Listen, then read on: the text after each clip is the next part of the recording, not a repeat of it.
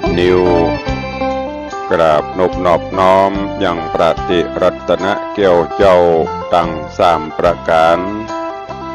อันมีพระพุทธพระธรรมพระสงฆ์อันเป็นสรณะที่เพิ่งที่เคารพนับถืออันสูงสุดในชีวิตกราบคารวะแตบใต้ไวยสาบารมีธรรมพระมหาเถรานุเถระเจ้าคณะพระสังฆาธิการภิกขุสงฆ์องค์สามเณรจุตนจุองค์ด้วยความเคารพเจริญสุขเจริญปอนเจริญมั่งเจริญมีเจริญสีจุงบังเกิดมีกับสาธุชนพุทธบริษัทติ่นจองห้องวัดจุหนุ่มเท่าใจหญิงก็ขอน้อมต้อนรับทุกท่านเข้าสู่รายการมรดกธรรมกำเมืองต่างสถานีวิทยุกระจายเสียงพระพุทธศาสนาแห่งชาติและสังคมคลื่นเพื่อการศึกษาพระพุทธศาสนาและวัฒนธรรมคลื่นพระพุทธศาสนาและจริยธรรมส่งสัญญาณกระจายเสียงต่างสถานีวิทยุในคลื่นความถี่ FM 104.50 เมกะเฮิรตซ์คลื่น 96.0 เมกะเฮิรตซ์คลื่น 97.5 เมกะเฮิรตซ์และวิทยุชุมชนเสียงตามสายห่อกระจายข่าวตามวัดวาอารามตามหมู่บ้านต่างๆที่ต่างสมปานเจ้าวัดที่ต่างปอแก่ปอแคว้นปอหลวงปอกำนันได้เปิดสัญญาณออกลำโพงออกอากาศทั้งภายในวัดก็ดีในบ้านในจองในหมู่บ้านต่างๆก็ดีเพื่อให้ญาติโยมสาธุชนได้สดับรับฟังสาระนาหู ธรรมะเรื่องราวต่างๆเพื่อที่จะได้นำไปใช้ในการดำเนินชีวิตประจำวันพร้อมกันนี้กราบถวายการต้อนรับและเจริญปอนต้อนรับครูบาอาจารย์ท่านเจ้าญาติโยมศรัทธาที่ได้เข้ามาติดตามรับชมรับฟังทั้งภาพและเสียงต่างการไลฟ์สด Facebook ไลฟ์ของสถานีมรดกธรรมวัดวังสิงห์คำต่างทีวีวัดฝ่ายหินต่าง104ธรรมะคลายเครียดตลอดจนต่างหน้าจอ Facebook ไลฟ์ของญาติโยม FC แฟนรายการทุกท่านที่ได้เข้ามาแล้วก็บ่ฟังคนเดียวเนาะกดแชร์เสียงธรรมแชร์เสียงสาระเรื่องราวเหล่านี้ไปยังกลุ่มเพื่อนๆของทุกท่านอันเป็นการฮือธรรมะฮือสาระเป็นตาลแหมต่างหนึ่งดีกว่าเฮาฟังคนเดียวสิ่งเหล่านี้เป็นสาระเป็นเรื่องราวที่ดีๆก็แชร์กันไปเนอะกดแชร์สระเอชอช้างรอเรือกรันอ่านว่าแชร์ เอานิ้วน้อยๆไปแปะที่หั่นก็เดี๋ยวมันก็จะไปตามเปื่อนตามฝูงเฮาก็จะได้ฟังสาระก็เป็นการฮื้อธรรมะเป็นตาลแห่มช่องทางหนึ่งขอขอบคุณทุกท่านเด้อบ่ว่าจะเป็นครูบาอาจารย์ท่านเจ้าพระสงฆ์องค์เนนบ่ว่าจะเป็นปอออกไม่ออกศรัทธาในตอนนี้ที่เข้ามาแล้วเจริญปอนต้อนรับโยมตู่โยมสุรัตน์เสาคำ วิเวกวรรณารามอาสรมวิเวกวรรณารามเจริญปอนต้อนรับโยมปิณานล่าปิณานจรันปิยจันทร์อาสลมดอยซิวกราบสาธุครับตุลุงเจริญปอนเนอะเจริญปอนคุณโยมชิดชบากราบใบสาเจ้ารับฟังรับชมชัดเจนดีเจ้าสาธุเจริญปอนเนอะท่านที่กำลังเข้ามาก็เจริญปอนต้อนรับทุกท่านตัวรายการนี้ก็ดำเนินโดยกล่าวกับผมอัตมภาพพระครูวิสิตศรีลาภรณ์เจ จ้าคณะตำบลป่าแดดเจ้าอาวาสวัดวังสิงคำตำบลป่าแดดอำเภอเมืองจังหวัดเชียงใหม่เป็นผู้ดำเนินรายการติดตามโดยครูบอยเทพประสิทธิ์ต้นเฮือดสาธุครับหลวงพ่อเจริญปอนเจริญปอนต้อนรับโยมสรินทิพย์บุญเลิศกำลังเข้ามาชมมาฟังก็หลั่งไหลกันเข้ามาสาธุอนุโมทนาจะไปลืมเข้ามาแล้วกดแชร์เสียงธรรมนี้ฮือไปยังกลุ่มเปื่อนๆของทุกท่านจะได้รับฟังสาระเรื่องราวต่างๆตัววันนี้ก็เป็นขอฮือเป็นวันแห่งความสุขกายสุขใจขอพระรัตนตรัยปกป้องคุ้มครองทุกท่านทั้งต่างสถานีวิทยุทั้งต่างหน้าจอเป็นบุกไลน์ตัวเดินทางไปที่ไหนตั้งใดก็ขอฮือแคล้วคลาดปลอดภัยจากอุบัติเหตุเพศภัย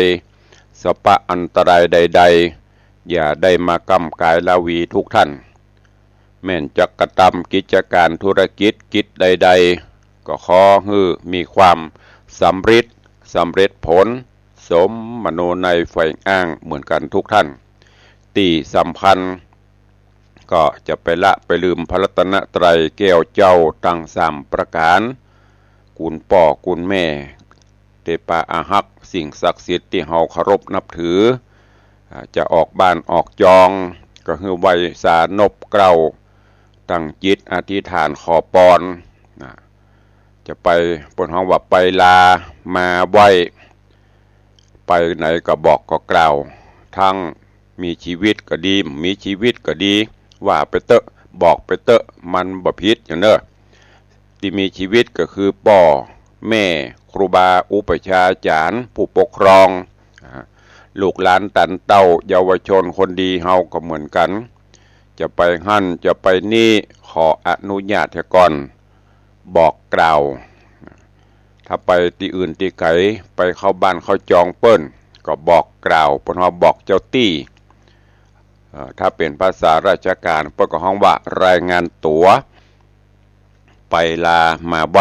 สิ่งดีๆใช่จะเกิดขึ้นกับเฮาท่านทั้งหลายบ่ว่าจะเป็นเมื่อเจ้า บ่ว่าจะเป็นเมื่อค่ำเมื่อคืนก็เหมือนกัน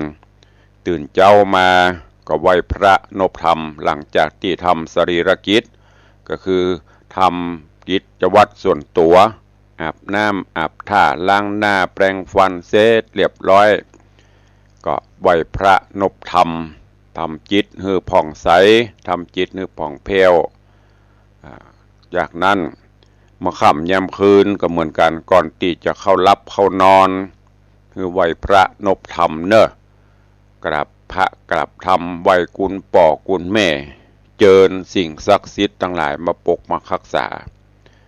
รับประกันได้ว่าสิ่งดีๆจะเกิดขึ้นกับทุกท่านอย่างที่ตุลุงได้เตศเป็นธรรมเมืองที่เปิ้นถามปริศนาธรรมกันนอนหือห่มผ้าขี้หือล้างก้นก็หมายถึงก่อนจะนอนจะรับหือตรวจสอบตรวจตราสิ่งของต่างๆฟืนไฟอย่างหือเรียบร้อยก่อนจะนอนก็ไหว้พระนบธรรมอันเนี้ยพอวันนอนห่มผ้าขี้ล้างก้นก็หมายถึงภาระหน้าที่งานต่างๆที่เขาทำอยู่จะไปละก่อนจะรับจะนอนก็สะสางเรื่องราวงานต่างๆที่มันมักหมมไว้ก็เคลียร์งาน แล้วก็ไหว้พระนบธรรมตลอดจนเป็นหนี้เป็นศีลเปิ้นกาไปกู้ไปยืมเปิ้นกาก็พยายามเสาะหาขยันมั่นเพียรส่งคืนเปิ้นจะไปฮื้อมันมักหมมไม่ใช่ว่ายืมของเปิ้นติกๆยิ่งประเดี๋ยวซ้ำง่ายมันง่ายจะได้ปิ้งป้องไปเสาะยืมกู้ของเปิ้นนอกระบบในระบบเปียหั่นใส่นี่เปียนี่ใส่หั่นสุดท้ายมาเอาบตันก็เดือดร้อนอันเนี้ยเพราะว่าขี้บะล้างก้นต้องก้อยๆชำระสะสางไปบ่จำเป็นแต่ก็บ่ต้องไปกู้หนี้ยืมสินของไผ เปิ้นว่ากู้หนี้ยืมสินมันเป็นดอกบานไม่รู้โรยบานออกติ๊กๆอย่างที่เฮาฮู้กันนะบัดเดี๋ยวนอกระบบ10%20%เอามาปบกู้มา100บัดเตรียมสกรรมเปิ้นหักไปก่อนละจะได้ใจให้น้อยเดียวมันบ่จำเป็นแต่ก็มันต้องไปกู้ไปยืมของไผฮิหาเอาไปเตอะ 1 สมอง2ตีน2มือตี้พ่อแม่ฮือเฮามาไว้เนี่ยขยันมัธยัสถ์อดทนอดออมไปจะไปตีกองแข่งฟ้าจะไปขี่ม้าแข่งตะวันหันเปิ้นมีก็โดยบุญญาบารมีของเปิ้นบ่ต้องไปแข่งขันเปิ้นหันเปิ้นทุกข์ยากไรก็บ่ต้องไปประมาทดูแคลนเพราะคนเฮาเกิดมาใจกรรมใจเวรกรรมไผกรรมมันสัตว์โลกเป็นไปตามกรรมอันเนี้ยขอฝากไว้เน้อกับญาติโยมสาธุชนศรัทธานบุญเฮาทุกท่านถ้าเฮาใจหลักธรรมะมาใจในการดำเนินชีวิตประจำวันตุลงก็เข้าใจว่าสิ่งดีๆคงจะเกิดขึ้นจิตใจเฮาจะได้เบิกบานแจ่มใสเพราะถึงวันนี้เฮาไปตวยกระแสโลกไปตวยกระแสสื่อโดยลืมตัวเก่าไปลืมเอาหลักธรรมมาใจหันอันนั้นหน่อยหันอันนี้หน่อยก็วิเคราะห์วิจารณ์กันไปพิจารณาเอาเนอะโดยความเป็นห่วงก็ฝากไว้หวนปิกขึ้นมาไม่ใช่ถอยหลังเข้าคลองนะไม่ใช่ถอยหลังเข้าคลองก็คือเฮาเป็นตัวของตัวเฮาพินิจพิเคราะห์เอาพิจารณาแต่สิ่งที่ดีอันที่เปิ้นเกิดมาเปิ้นมั่งเปิ้นมีก็เพราะบุญญาบารมีของเปิ้นได้สร้างสมมาทั้งอดีตชาติปางก่อนเกิดมาจากนี้เปิ้นก็เสริมเติมเพิ่มดีเข้าไป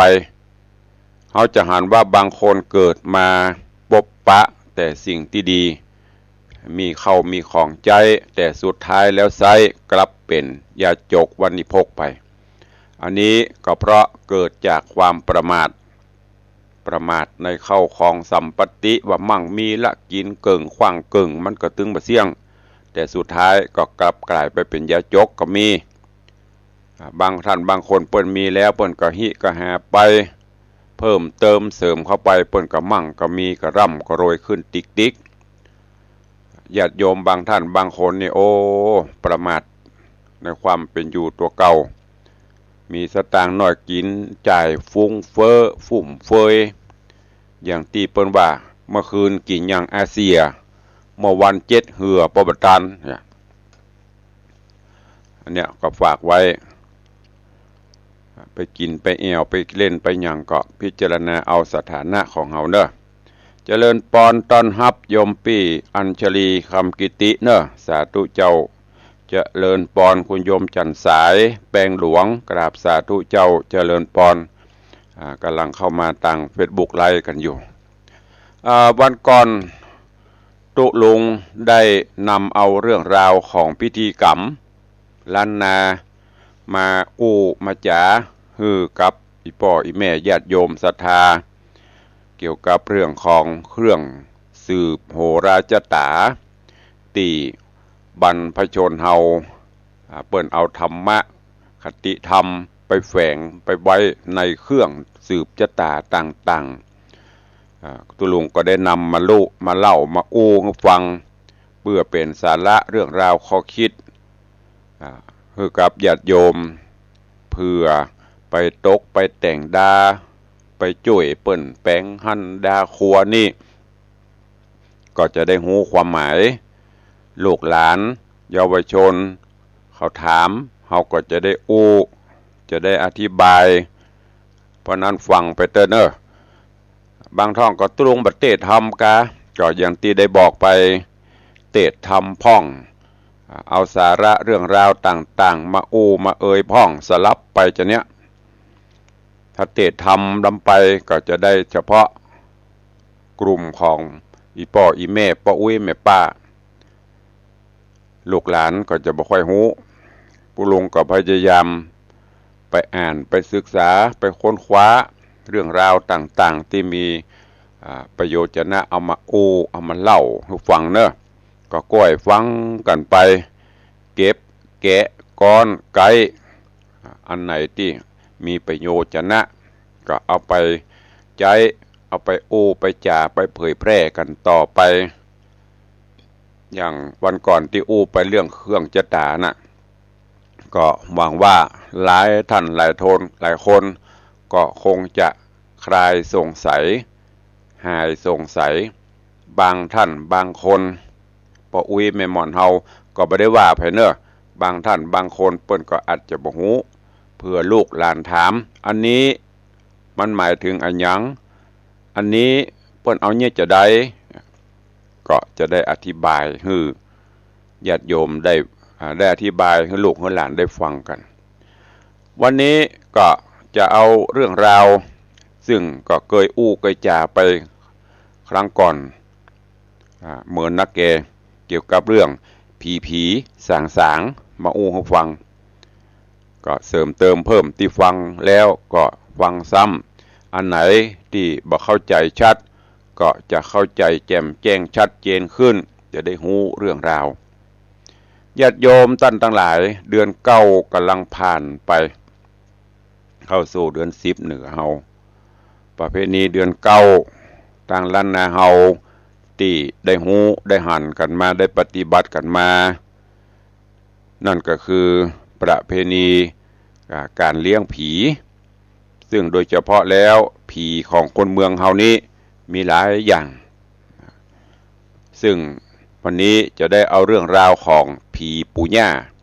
ผีบรรพชนว่ามันเป็นจะได้มีติมาติไปเป็นจะได้ซึ่งอันนี้ก็ต่างตุลุงไปอ่านไป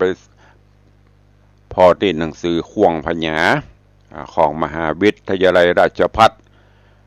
ซึ่งสำนักศิลปะวัฒนธรรมมหาวิทยาลัยราชภัฏเพิ่นได้ศึกษาได้ค้นคว้าเอามาแปลงเป็นเล่มฮือญาติโยฮือผู้ฮู้ผู้ใครฮู้ผู้ใฝ่ฮู้ได้ฮู้ได้หันก็วันนี้ก็เลยจะเอามามาเล่าฮืออีพ่ออีแม่ทั้งหลายได้รับฟังที่ฟังแล้วที่ฮู้แล้วก็เพื่อมันลืมเนอะทวนความจำญาติโยมท่านทั้งหลายก่อนที่พระพุทธศาสนาของเฮาจะเข้ามาเผยแพร่ในเขตล้านนาประเทศในบ้านในเมืองเฮาแต่เดิมทีมานั้นคนในท้องถิ่นแต่ละท้องถิ่นเปิ้นนับถือผีเหมือนดั่งพี่น้องเจ้าป่าพี่น้องเจ้าดอย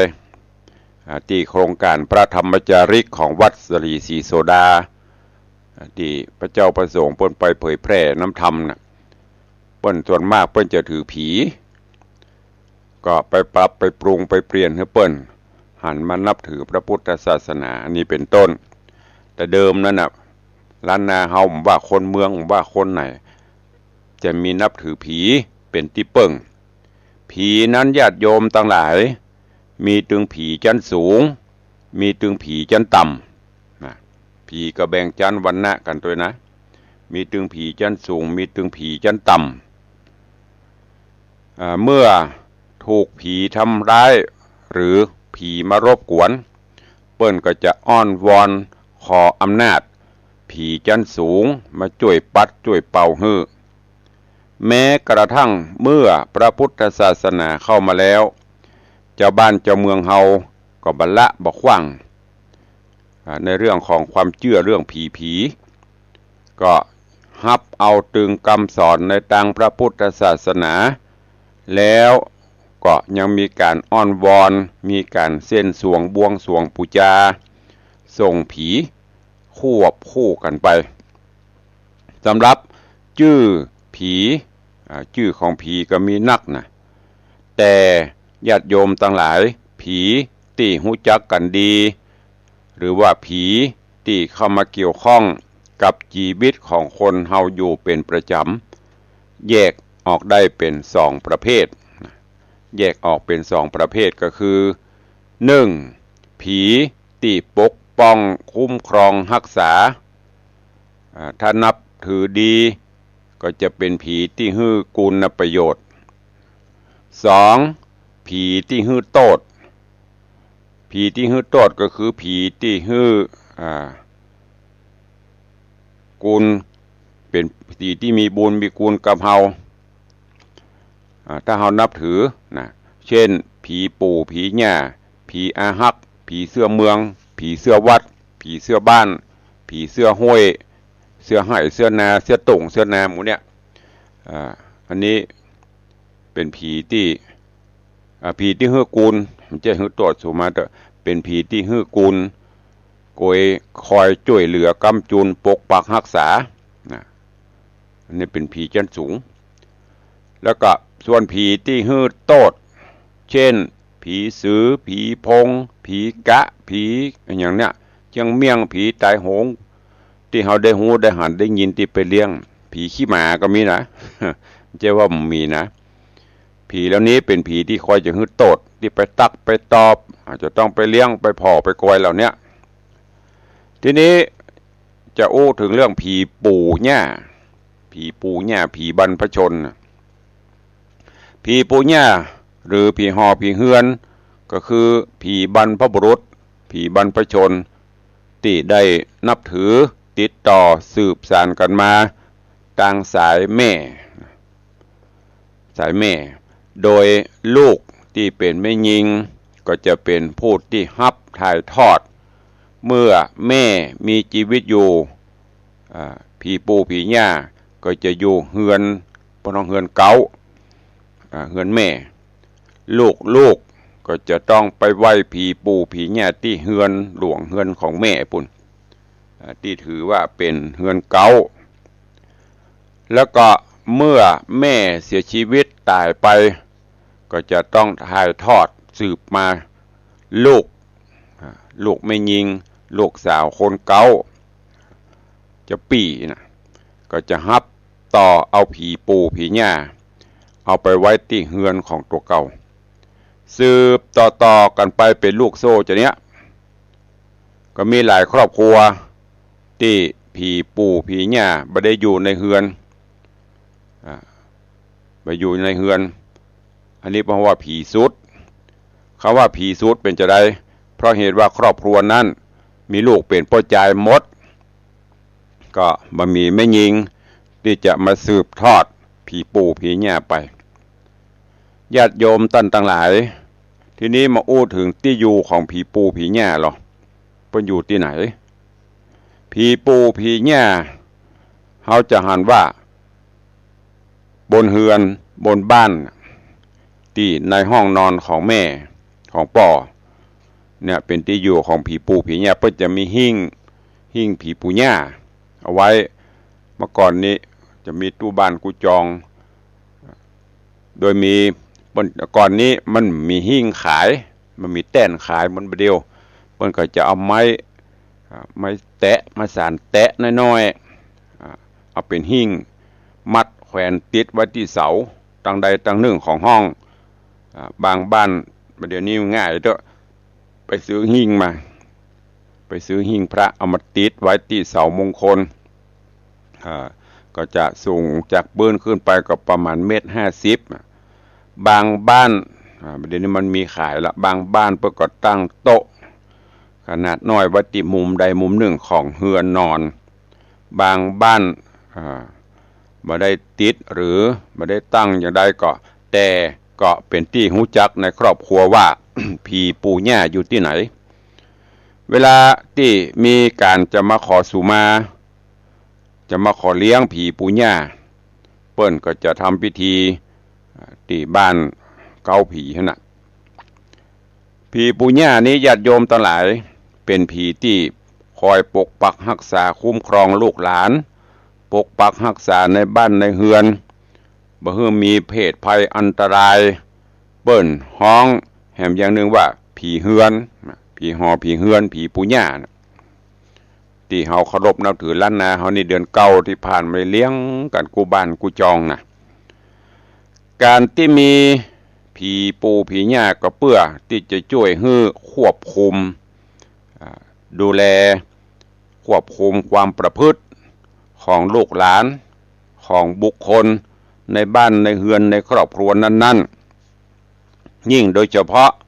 ลูกหลานที่เป็นแม่หญิง ก็คือตั้งอยู่ในขนบธรรมเนียมประเพณีอันดีงามของบ้านของเมืองอีป้อยแม่ญาติโยมเฮาเจ้าข้าทั้งหลายแม่หญิงในล้านนาเฮาแต่โบราณนี้เพิ่นจะเคร่งครัดในจารีตในขนบธรรมเนียมประเพณีจะตั้งตนอยู่ในกรอบของสังคมเป็นอันดีส่วนหนึ่งก็เป็นเพราะผีปู่ผีหญ้าจะคอยควบคุมดูแลความประพฤติต่างๆของลูกหลานเขาอยู่การที่ให้ผีควบคุมคนมันบอกจะดีกว่าให้คนมาคอยควบคุมนะเพราะอย่างเพราะคนบ่มีหูติบบ่มีตาติบเหมือนดังกับผีที่เฮาพอหันคนในที่ลับที่แจ้งนี่พอเฮามีตาติบคนจะกลัวผีนักกว่าคนนะ ลองพอเตอประเด็นนี้คนจะกลัวผีนักกว่าคนบอกว่าจะไปทำผิดหีดผิดกองผิดหีดผิดห้อยที่ใดถึงบ่มีคนใดหูคนใดหันแต่ผีปู่ผีหญ้าอาฮักเขาเนี่ยจะหูจะหันตลอดโดยเหตุเนี้ยเมื่อคนใดทำผิดหีดผิดประเพณีก็จะต้องแจ้งต้องบอกให้ผู้ใหญ่ก็คือป่อให้แม่หูเพื่อที่จะได้สารภาพรับผิดกับผีหอผีเฮือนผีปู่ผีหญ้าถ้าเป็นการทำผิดที่มันบรุนแรงมันบรุนแรงบร้ายแรงเปิ้นก็ฮือไปขอสู่มาเหรอก็เป็นอันว่าผีหอผีเฮือนผีปู่ผีหญ้าฮืออภัยแต่ถ้าเป็นความผิดที่มันรุนแรงร้ายแรงเช่นไม่ยิงลูกไม่ยิงที่ไปผิดผีฮือปจายผิดผีจนถึงได้ร่วมรับนอนด้วยกันอันนี้ก็จะต้องฟังบอกฮือผู้ใหญ่ก็คือฮือป่อฮือแม่ผู้ปกครองได้หูได้ทราบภายใน3 วัน 7 วันเปิ้นจะได้กระทำการฮือถูกจารีตประเพณีก็คือไปสู่ไปขอเหรอไปใส่ผีเหรอโดยฮือฝ่ายปจายรับผิดชอบแต่งงานเป็นผัวเป็นเมียเป็นสามีภรรยากันเหียอันนี้ก็จะโป้นโตด อันนี้เป็นแต่ก่อนเนอะปัจจุบันนี้ถ้าจะยากพองกะหา ถ้าผีปูผีหญ้าพวกไทยขี้คานปากอย่างเฮานะเมื่อมีสมาชิกในครัวเฮือนทำผิดหีดผิดหอยแล้วบ่บอกให้หูเนี่ยเพราะว่าผีหอผีเฮือนผีปูผีหญ้าเพิ่นจะโคตรแล้วก็จะบันดาลให้ผู้ที่ทำผิดนั้นมีความเจ็บไข้ได้ป่วยพ่อแม่ผู้ปกครองก็จะสงสัยมันเป็นอันหยังมันเป็นตะอันหยังแก้ไขตั้งใดก็ได้สุดท้ายเปิ้งไผเปิ้งหมอเมื่อหมอดูประจำหมู่บ้านหรือคนทรงเจ้าเข้าผีเพื่อที่จะเปิดตำรับตำราเพื่อได้ตักได้ตายเพื่อได้แก้ถึงสาเหตุของการเจ็บไข้ได้ป่วยถ้าคนเจ็บไข้ได้ป่วยนั้นเป็นไม่ยิงกรรมตักกรรมตายของหมอส่วนใหญ่ก็จะคล้ายกันว่าโอ้มีลูกมีหลานในพระกูลเนี่ยทำผิดศีลผิดธรรมผิดผีเนอะผิดหีดผิดหอยทำให้ผีหอผีเฮือนโคตรให้ผีปู่ผีหญ้าป้นโคตรแล้วก็ได้ลงโทษให้ไปขอสุมาไปขอขมาต่อผีหอผีเฮือนผีปู่ผีหญ้าเห็นเนอะเพิ่นจะบอกจะอีกเมื่อได้ทราบถึงสาเหตุจะนั้นพ่อแม่ก็จะปิกไปสืบไปสอบเสาะถามหาลูกหลานของตัวเก่าว่าไผทำผิดอันอย่างพ่องเมื่อก่อนนี้ละอ่อนจะซื่อตรงซื่อสัตย์บอกไป ยี่หยังมาพ้องโอ้น้องไปเนี่ยนั่นน้องไปทำนี่ไปผิดกันผิดผีไปยุบไปกรรมอย่างกับปอดใจกับไอ้นั่นไอ้นี่เปิ้นจะบอกถ้ามีการทำผิดน่ะลูกสาวเปิ้นจะบอกจะเล่าความจริงว่าถูกปอดใจไปจับมือถือแขนเป็นจะนั่นจะนี่ถ้าบ่ได้ทำผิดก็จะต้องขอความมากันไปถ้ามันบรุนแรงนะเพราะว่าการที่จะมีความผิดอย่างนั้นบางเตื้อก็อาจจะบ่ได้ตั้งใจคือจะผิดหรือบ่ผิดก็ต้องยอมรับไว้ก่อนผู้รักผู้ใหญ่เปิ้นก็จะได้จัดเครื่องขอขมาผีปู่ผีย่าเพื่อที่จะได้หายจากการเจ็บไข้ได้ป่วยมีบางรายที่ไม่ยิงในตระกูลบ่มีภัยยอมรับผิดคนใหญ่พ่อแม่ก็จะมีพิธีหูได้จะได้เป็นคนผิดเปิ้นก็จะนัดหมายให้ลูกหลานที่เป็นไม่ยิงมารวมกันที่บ้านต้นผีที่เก้าผีแล้วก็ให้ทุกผู้คนน่ะห่อข้าวต้มมัดคนละห่อในแต่ละห่อจะทำเครื่องหมายไว้เพื่อให้หูว่าเป็นของไผจากนั้นนำไปต้มให้สุกแล้วก็แกะพอตั้งในกู้ห่อถ้าข้าวต้มของคนใดบ่สุกยังเป็นข้าวสารอยู่ถือว่าผู้ที่เป็นเจ้าของข้าวต้มนั้นทำผิดแล้วก็ปกปิดไว้ก็จะต้องมีการสารภาพว่าผิดโดยเรื่องอะไร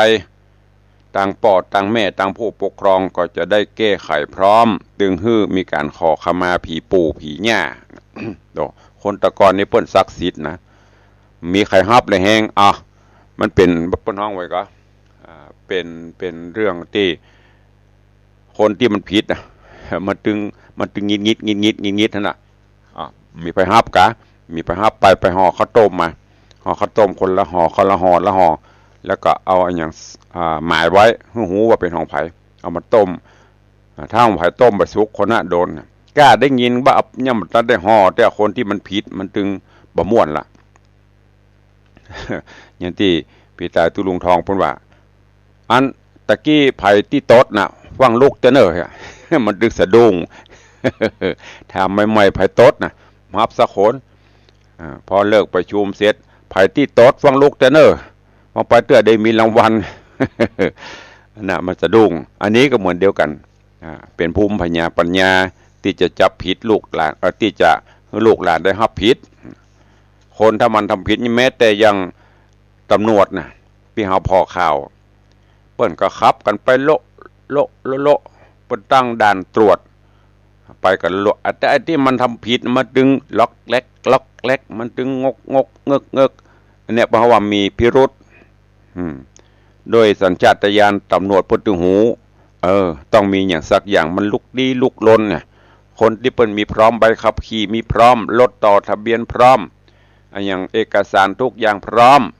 เดือดร้อนมึงจะตรวจจะได้กลับไปมึงตรวจไปแต่ถ้าในรถมีอย่างขึ้นมาเนี่ยมาดึงลุกลี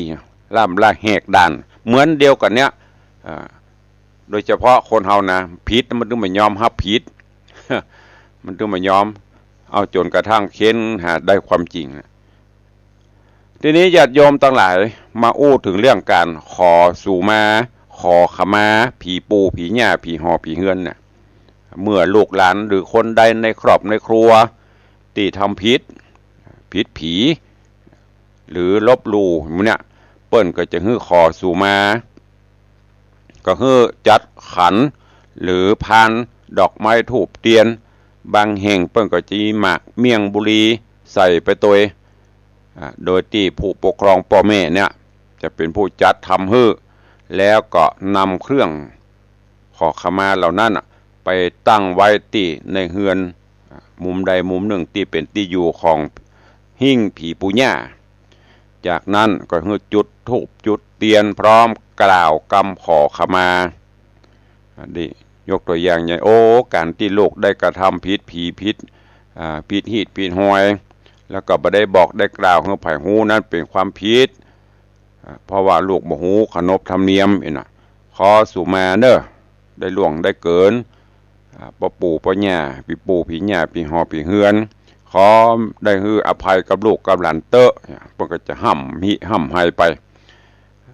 จากนั้นบางแห่งบางที่มีการเอาน้ำขมิ้นส้มปล่อยไปโดยก็จะเอาน้ำขมิ้นส้มปล่อยไปตั้งไว้แล้วก็ขอน้ำมนต์ผีปู่ผีย่าแล้วก็เอาน้ำนั้นไปปะไปพรมไปลูบหน้าลูบตาลูบหัวของคนป่วยเป็นการเสริมกำลังให้มีใจเข้มแข็งบ่เมินบ่นานก็จะหายเป็นปกติหายจากการเจ็บไข้ได้ป่วยอันนี้คือการขอสุมาผีปู่ผีย่าทีนี้มาถึงที่อุปตะกี้เดือนเก้าหรือถ้ามีปนห้องอะไรอย่างก็ถ้ามีกิจกรรมที่มันแทรกมาเป็นยกตัวอย่างกินแขกแต่งงานหรือมีงานอะไรที่มันแทรกเข้ามาเพื่อก็จะมีการเลี้ยงผีปู่ผีย่าแต่โดยหลักๆแล้วก็ประเพณีเลี้ยงผีปู่ผีย่าเดือนเก้าถ้านอกจากนั้นก็มีแต่งงานกาขึ้นบ้านใหม่อย่างก้าวนี้เพิ่นก็จะไปบอกผีปู่ผีย่าได้ขันเข้าขันน้ำไปตัว ประเพณีการเลี้ยงผีปู่ย่าอันนี้เพิ่นจะจัดขึ้นในเดือนเก้าบางที่ก็ถือเอาเดือนเก้าแฮมเก้าค่ำเนี่ยแต่ให้อยู่ในเดือนเก้านี่เถอะโดยที่เฮือนที่เป็นเก้าผีก็จะไปบอกลูกบอกหลานเหลนโหลนคนในผักกูดนั่นน่ะโดยเฉพาะลูกหลานที่ลงไปตั้งหอตั้งเฮือนเป็นหอเป็นเฮือนแยกย้ายกันไปให้หูว่าจะมีการเลี้ยงผีปู่ผีย่าเนอะเลี้ยงผีปู่ผีย่าวันใดที่ไหนเมื่อใดก็จะได้นัดได้หมายกันพอมาถึงวันที่แล้วที่ถึงที่กำหนดวันที่จะเลี้ยงมาเจ้ามาลูกหลานตันเต้าเปิ้นก็จะเอาสิ่งของเส้นไหว้มารวมกันบ่ว่าจะเป็นไก่กาไก่ต้มกาข้าวต้มข้าวหนมกาลูกส้มของหวานอย่างนี้ใส่ขันโตกพร้อมถึงจัดดอกไม้ธูปเทียนข้าวสุกผลหมากหลักไม้ข้าวต้มข้าวหนมหมากเมี่ยงบุรีบางที่บางแห่งก็มีสุรานแปลว่าเหล้าตัวแล้วก็จะโยกไปตั้งที่หน้าหิ้งหน้าโต๊ะผีปู่ผีย่าที่ในหอในเฮือนจากนั้นก็ผู้ที่เป็นหัวหน้าหรือเก้าผีก็จะได้กล่าวกรรมถวายยื่นโยงองค์การห้ำให้ต่างๆที่เช่นพ่อปู่แม่ย่าวันนี้ประเพณีลูกหลานตันเต้าก็ได้มาเลี้ยงดูปู่เสือผีปู่ผีย่าเด้อบ่ได้ละหีดบ่ได้ทิ้งหอยก็ได้นำเอาข้าวตอกดอกไม้ไก่ต้มลูกส้มของหวานผลหมากหลักไม้อย่างต่างๆมาเลี้ยงดูปู่เสือแก่ผีปู่ผีย่าผีหอผีเฮือนขอฮื้อมาฮับเอาแล้วก็ขอได้ช่วยปกปักรักษาคุ้มครองลูกหลานตันเต้าให้อยู่ดีมีสุขเนี่ยพวกก็จะห้ำให้ไปอันเนี้ยที่ตุลุงได้บอกไว้บางคนถามตุลุงอุ้ยว่าจะอี้ถูกก่ออีแม่ว่าอี้ถูกก่อมันถูกนะถูกหมดอยู่ที่จิตที่ใจเขาตั้งปั้นไปมันมีกรรมไต่ตัวกรรมห้ำว่ากันไปจากนั้นเพิ่นก็จะจุดธูปจุดเทียนไว้ละไว้ประมาณสัก20 นาทีหรือครึ่งชั่วโมงจากนั้นก็ปลดลงก็จะขอถ้าเป็นกรรมถวายเข้าพระพุทธเวลาเปิ้นลาก็เสสังมังคลังยะจามิ ถ้าเป็นนี่ก็ห้ามมาผีปู่ผีย่ากินอิ่มนำสำราญกันดีแล้วลูกหลานตันเต้าก็ขอเศษเหลือเนอะเป็นติ๊บเป็นโอชะเป็นโอรสติ๊บกินแล้วก็ขอให้เป็นมีความสุขขจัดปัดเป่าก็ห้ามไปแฮมนะจากนั้นก็ปลดแล้วก็ไปห้องไผ่ของมันผีก็อิ่มละคนก็ไปกินต่อนอกจากเลี้ยงประจำแล้วก็จะมีการเลี้ยงเป็นกรณีพิเศษแฮมอย่างที่ได้บอกไปได้แก่พิษผีกาหรือมีกินแขกแต่งงานอย่างกาเปิ้นก็จะเลี้ยงอันนี้เป็นกรณีพิเศษนอกเหนือจากเดือนเก้าบางตีกับผีกินนั่นกินนี่แล้วแต่งไปของมันหัวหมูกา กินไก่กาปลาแห้งกาแล้วแต่ผีปูผีหญ้าของผีบรรพชนของไผ่ของมันอันนี้เป็นเกี่ยวกับเรื่องราวของผีปูหญ้าที่ตุลุงได้นำมาโอ้จ๋าย้ำเตือนหูแหมกำบางท่านก็หูบางท่านก็ยังหูเตื้อเกี่ยวกับอันไหนแต่ปัจจุบันนี้ญาติโยมทั้งหลายผีปูผีหญ้าเขาก็จะเดือดร้อนหน่อยเดือดร้อนอย่างตุลุงเริ่มจะจางหายไปลูกหลานตันเต้าประเดี๋ยวนี่ค่อยมีละความเคารพนับถือผีปูผีหญ้าพิษกันไปอย่างที่ตุลุงเกินแต่ต้นน่ะไปลามาไหวก็บ่ค่อยมีไม่ยิงไปบ้านปอใจยิงประเดี๋ยวเสริมยิงโทรศัพท์หากันไลน์หากันโอ้ถ้าเป็นผีปูผีหญ้าเหมือนเมื่อก่อนนี่ถ้าจะหงยาถ้าจะโลน จะพิษนั่นพิษนี่นะแต่ก็ว่ากันไปตามการสมัยการเวลาเนาะแต่จะได้ก็ดีจะไปละของเก่าจะไปเมาของใหม่บรรพชนเฮาเปิ่นประพฤติปฏิบัติจะได้ก็สืบทอดกันไปสิ่งเหล่านี้ได้เสียหายเป็นสิ่งที่ดียังก็ตามที่เฮาเคารพนับถือด้วยจิตด้วยใจบ่เดือดร้อนไผอันนั้นแหละเป็นสิ่งที่ดีที่งามอย่างครูบาอาจารย์เปิ้นบ่อวยแม่ม่อนเฮามาก่อนแม้กระทั่งไปป่าเขาลำเนาไผเดินเดินตางไปที่ไหนเปิ้นบัดละฮีดเก่าห้อยเดิมอันอย่างตุลุงลองสังเกตพอจะกินข้าวกินน้ำไปพักไปจอดที่หั่นที่นี่กำปากมันเสียหายโอ้ขอสู่มาเน้อเจ้าตีเจ้าแดนขอพักขอจอดขอย่างหรือแม้กระทั่งกินข้าวก่อนจะกินข้าวกินน้ำเปิ้นก็จะจะแบ่งเอาไปวางไว้ที่ใดที่หนึ่งถามว่ามันผิดกับมันก็ผิดอย่างนะทำแล้วเราสบายใจก็ทำไปเถอะแต่ละอ่อนประเด็นมาไข้หัวเขาใส่ยังน่ะเขาบอกเนี่ยอันยานี่มันเชื่อกินยังก็ตามลองพอเถอะลาบลาทำเตื้อทางขยะปนมีไปใส่กำขว่างไปเลยมันเป็นตะกอนนี่กะเมื่อยอย่างน่ะมันก็ลงก็ล็อกไปขว่างใส่หัวกู กูนั่งอยู่หั่นถ้าเป็นประเดี๋ยวมึงไปนั่งอย่างหั่นมันจะว่าอีเหรออันเนี้ยเป็นเรื่องราวสาระนาหูเนอะตุลุงได้นำมาอู้มาจาฮือกับญาติโยมศรัทธานาบุญเฮาก็วังไปแล้วก็เก็บแกะก้อนไก่เอาไปเนอะจะได้เป็นสาระนาหูสอนลูกสอนหลานไปเพื่อลูกหลานถามจะได้หูวันนี้โดยเวลาอันจำกัดเนาะเหลือเวลาแถมน้อยเดียวก็จะหมดแล้วเวลากระวยนะเสี่ยงไปติกอายุสังขารธรรมเฮาก็ไปตามการเวลาเหลือเวลาแถมน้อยเดียวก็จะได้อู้ได้จ้ากับญาติโยมศรัทธาเนอะก็ขอตอนนี้ก็มีตั้งหน้าเฟซหน้าจอก็มีไผ่เข้ามาแหมโยมแม่เลี้ยงทัดพิชาสุสิงคำสาธุอนุโมทนาแม่เลี้ยงเนอะคุณโยมตุเจ้ากับตุเจ้ากับสิริพงษ์ลัดไปเนอะอย่างตุลุงบอกนะภาษาอังกฤษตุลุงบอกข้อง เจริญพรโยมแม่จันดีวิสุทธินันท์กราบใบสาธรรมพระครูเจ้าสาธุเนอะคุณโยมสิงห์วันกะกราบนมัสการเจ้าถ้าอ่านผิดก็สู่มาเนอะลัดไปภาษาอังกฤษถูกพ้องบ่ถูกพ้องก็บ่ว่ากันก็ขอน้อมต้อนรับและยินดีกับทุกท่านที่เข้ามาติดตามรับชมรับฟังทางหน้าจอ Facebook ไลฟ์ก็ดีติดตามทางสถานีวิทยุก็ดีเนอะเจ้านี้ก็ขอประชาสัมพันธ์ข่าวสารกับญาติโยมต่างหลายก็คงจะได้ยินตลอดเนอะใต้รายการเชิญชวนร่วมงานทำบุญ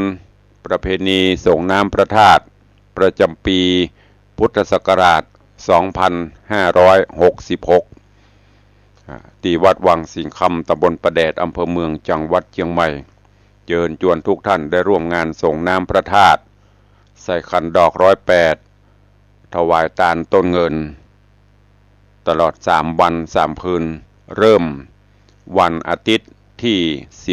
15กรกฎาคม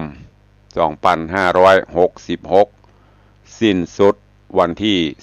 17กรกฎาคม2566 3 วัน 3 คืนการนี้เชิญชวนทุกท่านสาธุชนผู้ใจดีเศรษฐีใจบุญทั้งหลายร่วมเป็นเจ้าภาพสังฆทานชุดใหญ่ถวายพระสงฆ์เถระที่ได้อาราธนานิมนต์มาเจริญพระพุทธมนต์ชุดละ 2,500 บาท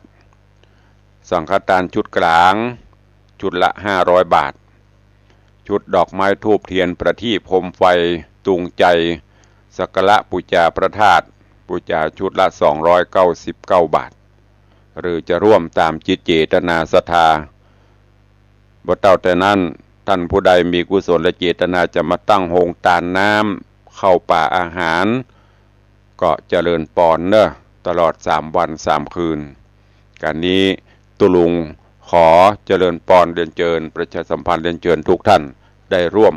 บุญกุศลส่งน้ำพระธาตุใส่ขันดอกตีวัดวังสิงคำตำบลประแดดอำเภอเมืองจังหวัดเชียงใหม่ในวันที่15 16 17กรกฎาคมตั้งแต่9 โมงมะงายเป็นต้นไปไผว่างก็มาเนอะ มาร่วมโมทนาบุญ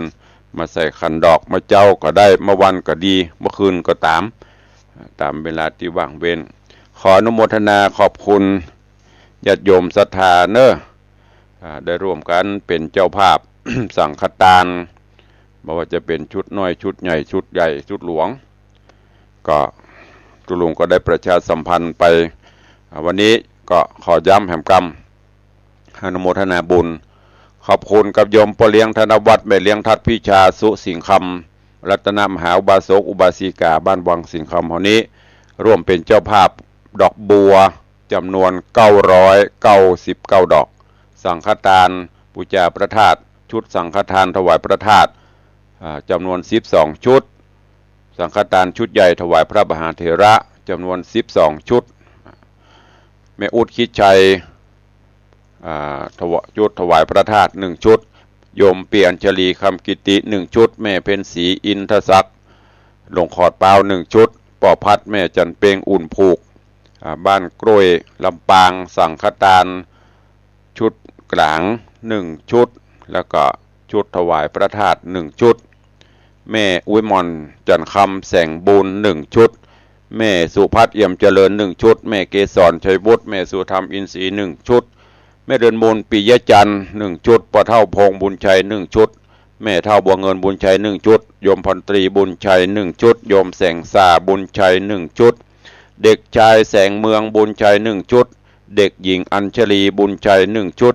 โยมจันตา1 ชุดโยมโย่ง1 ชุดเด็กชายก่อคำ1 ชุดโยมสายโยมแสงโยมสวย1 ชุดปนานอินสมเตปินเป็นนานอินสม7 สีร่วมทำบุญบูชาชุดบูชาพระธาตุ2 ชุดปตุยแม่แดงในขนองทาคำแปงสังฆทานชุดกลาง2 ชุดแม่สังวานพุทธจันทร์ยายเพลินเปื้อนเกษตรชุดถวายพระธาตุ1 ชุดแม่สมทรงสิทธิตาโดยซิว1 ชุดโยมแม่ละอองแก้วชุ่มใจ1 ชุดโยมแม่ปราณีพยัคฆ์ไข่หพลพร้อมลูกหลานสังฆทานชุดกลาง2 ชุดชุดบูชาพระธาตุเจ้าเจดีย์3 ชุดแล้วก็ดอกบัวรวมเป็นปัจจัยทั้งหมด 2,000 บาทโยมปินันจรัญปิยจันทร์นางสาวกัญญาพลหารโดยซิวร่วมถวายสังฆทานชุดใหญ่1 ชุด 2,500 บาทอุทิศกุศลปนันปันแม่อุ้ยไหลปิยจันทร์ป่อน้อยดวงพลหารแล้วก็มีแม่แสงเตชะตาร่วมทำบุญสังฆทานชุดกลาง1 ชุดอันนี้เป็นเจ้าภาพเนอะร่วมโมทนาบุญตัวในงานส่งน้ำพระธาตุของภายตกหล่นก็เมตตาได้แจ้งฮือตุลุงตัวก็จะได้รับทราบรับหูแก้ไขตัวเอาเข้าสู่โหมดได้รายการใครจะจะตัวก็เข้ามาได้เนอะในวันนี้0817836540เจริญปอนต้อนรับทุกท่านเข้ามา อูมาจากกันได้เนอะขอบคุณทุกท่านที่ได้เข้ามาติดตามชมตั้งหน้าจอโดยเจริญปอนแม่เลี้ยงเจ้านมัสการฟังอยู่เด้อขอบคุณนักนะเด้อที่โตนะอย่างคือเป็นอย่างนะแต่ละผีมันมีแต่ละเนาะท่านเนาะอย่าบุญปกปักรักษาท่านเด้อรู้เป็นกำลังใจอย่างเจ้าเด้อท่านเด้อสาธุอนุโมทนาบุญรักษาอยู่ดีมีสุขสาธุเจริญปอนขอบคุณกับโยมแม่เลี้ยงทัดพิชาสุสิงคำรัตนอุบาสิกากู้บุญบารมีของพ่อเลี้ยงเอาใครจะอู้ตัวแหมเข้ามาเหลือเวลาแถมประมาณ3 นาที 4 นาทีตุลุงก็จะห้างเวลาไว้ประชาสัมพันธ์ข่าวสารให้หน่อยแล้วก็เปิดหน้าไมค์ให้ญาติโยมที่ฟังอยู่พี่น้องต่างบ้านต่างหน้าจอก็มีอันใดจะทำบุญกันจะอย่างก็คอมเมนต์เข้าไปเนอะพิมพ์เข้าไปตีหน้าจอได้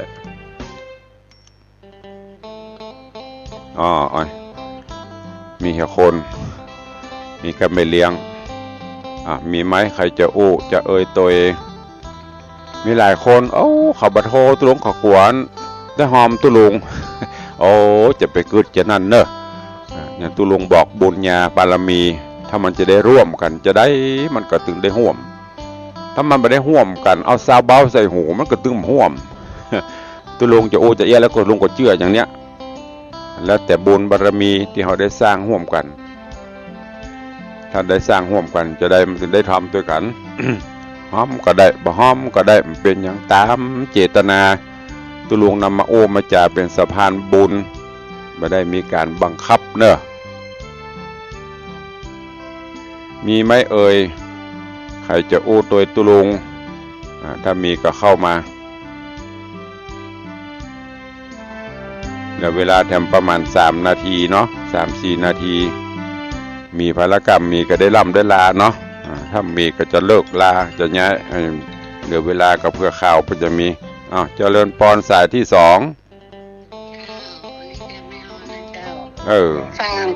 ฟังดูมีสาระขนาดเลยขอบคุณเด้อบุญรักษาสาธุจากแม่ออนมีสาระมีข้อคิดก็ได้นำมาอู้มาจ๋าเนอะเอาแล้วเนาะเหลือเวลาแถม3 นาทีมีใครอู้ตุลุงละก็จะล่ำลากันไปถ้าหน้าไม่บอกให้มีถ้ามีก็จะหมดเวลาก็จะล่ำจะลากันไปอยู่ดีมีสุขเหมือนกันกู้ตนกู้องค์กู้คนเนอะขอความสุขสวัสดีจงบังเกิดมีกับทุกท่านเวลาเหลือแหมน้อยมีใครอู้ตุลุงละอยู่คนเดียวก็ง่อมอู้คนเดียวก็เหงาก็เพื่อมีข่าวสารตั้งสถานีเนาะอยู่ดีมีสุขเหมือนกันจุตนจุองค์จุผู้จุคนเนอะจัตตารโอธรรมาวัตันติอายุวันโนสุขังภะลัง